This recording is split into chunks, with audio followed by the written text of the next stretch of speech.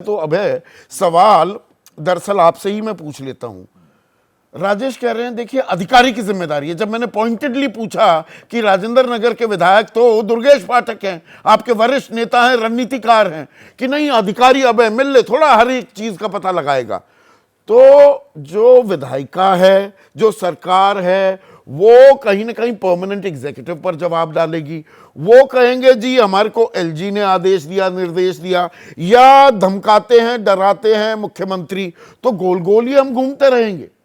तो कार्यपालिका से काम लेने की जिम्मेदारी तो सरकार की है। हाँ?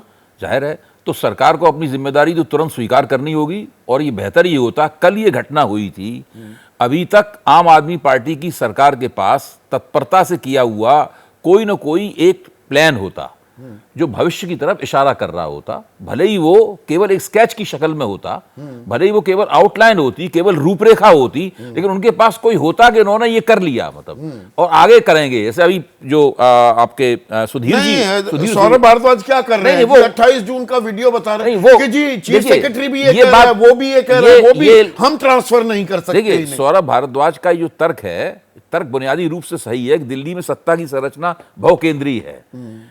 नियुक्तियां और ट्रांसफर जो हैं, जो सरकार ने नया सुप्रीम कोर्ट के जजमेंट को पलटते हुए जो कानून बनाया था, वो पूरी की तरह से लेफ्टिनेंट गवर्नर के हाथों में है। ये लोग स्कूल चला सकते हैं लेकिन शिक्षकों का तबादला नहीं कर सकते, मतलब ये स्थिति है इन लोगों की।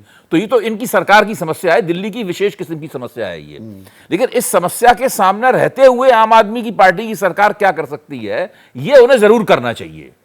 वहां पर बजाय इसके कि लगातार वो इसकी शिकायत करते रहे, अब ये घटना हुई है, इस घटना सबक सीखकर कुछ ना कुछ तो प्लान करके, कुछ ना कुछ तो योजना बनाकर सामने आना चाहिए। तो प्लान तो तब होगी। एक और छोटी बात, जो कोचिंग इंडस्ट्री है वो एक बहुत ही बड़ी लॉबी है। बिल्कुल है। सारे हिंदुस्तान में वो 58,000 करोड़ रुपए की इंडस्ट्री है, और ये इतनी शक्तिशाली लॉबी है कि कोटा पूरा उसी से भरा हुआ है। उसके ऊपर ओटीटी प्लेटफॉर्म पे सीरियल्स बनते हैं, कोटा फैक्ट्री और भी कई सीरियल्स बन चुके हैं। तो ये एक बहुत बड़ी ताकत है, और इस तरह की बहुत सी ताकतें जो हैं वो सरकार को, प्रशासन को ठीक से काम करने से रोकती भी हैं और उनको भ्रष्ट भी करती हैं, और वो भ्रष्ट होने के लिए तैयार भी रहते हैं।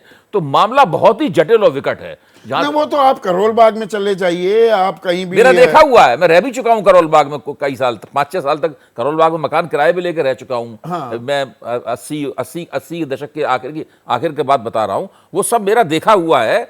इसको संभालना बहुत ही मुश्किल है। जो एक बहुत पुराना एक शेर नहीं है, गैर मुमकिन है कि हालात की गुत्थी सुलझे। ये इसी किस्म की समस्या है। गैर मुमकिन है कि हालात की गुत्थी सुलझे। अहले दानिश ने बहुत सोच के उलझाई है। नहीं, उलझी तो हुई है। इसमें मुझे याद आता है अमेरिकी राष्ट्रपति थे,